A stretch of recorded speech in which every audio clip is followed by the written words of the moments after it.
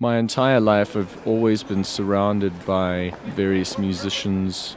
I remember lying under my mother's piano, listening to students coming in to practice various pieces, listening to the harmonies, the relationship between certain textures. And it was always a very interesting idea being in a situation where you could capture those and you can manipulate them and you can share them to explore sonically.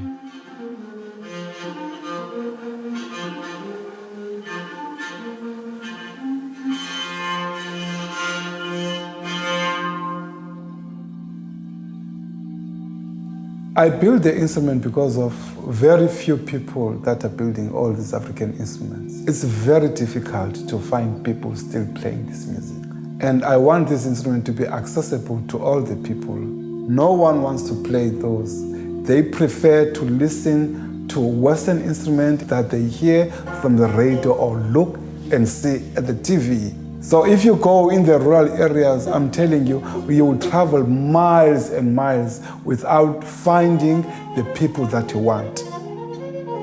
My family are the family of traditional healers, from my grandfather, my grandmother, my father, my stepmothers, and so on. So I grew up playing drums and percussion, every Friday, Saturday when they have this diviner ceremony.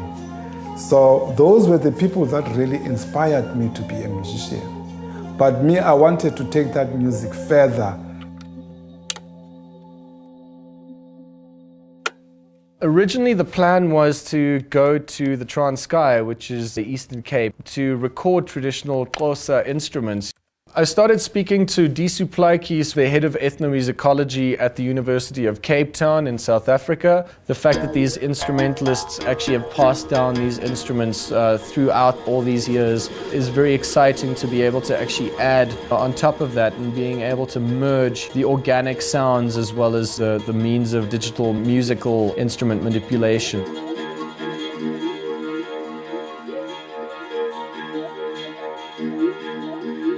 So these are all the separate recordings that we made. Okay. What I did was I put all those separate recordings inside sampler, and all these pieces are now split. And every single time I play a note on the MIDI keyboard or the push controller, then it filters which sample should play, depending on how hard I'm playing it. But we can go further than that. We can get different types of expression. But let me play you what we've got.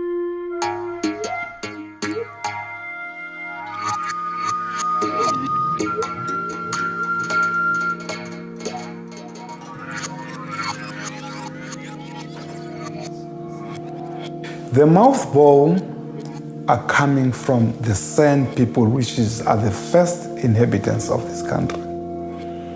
To them, the instrument, it was a weapon, a bow and arrow, but later it became a traditional instrument.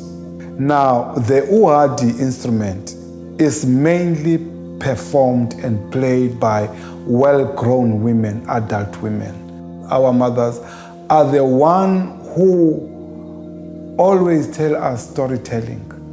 Because fathers, they go and seek an employment in big cities before the gynecologist. African people, especially the Xhosas, this is the instrument that we're checking whether the baby is okay in the stomach. When you play the vibration, it goes straight into your stomach. Then the baby will start to kick because of the vibration when you hit.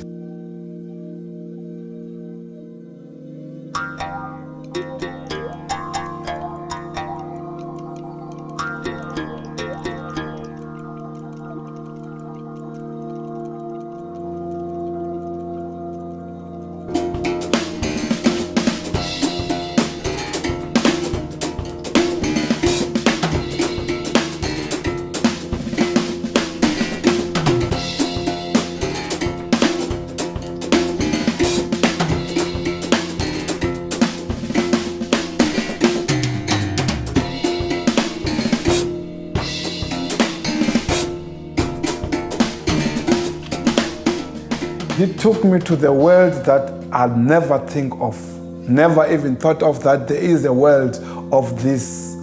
I heard people sampling, but looping and so on. But you hear that. But what I've seen, what Emile did, was something very unique and unusual. When you do something, you have to because of love. Rather kind of find a way to embody these instruments and allow it up to anyone that wants to explore, have the means to actually build whatever they want from them.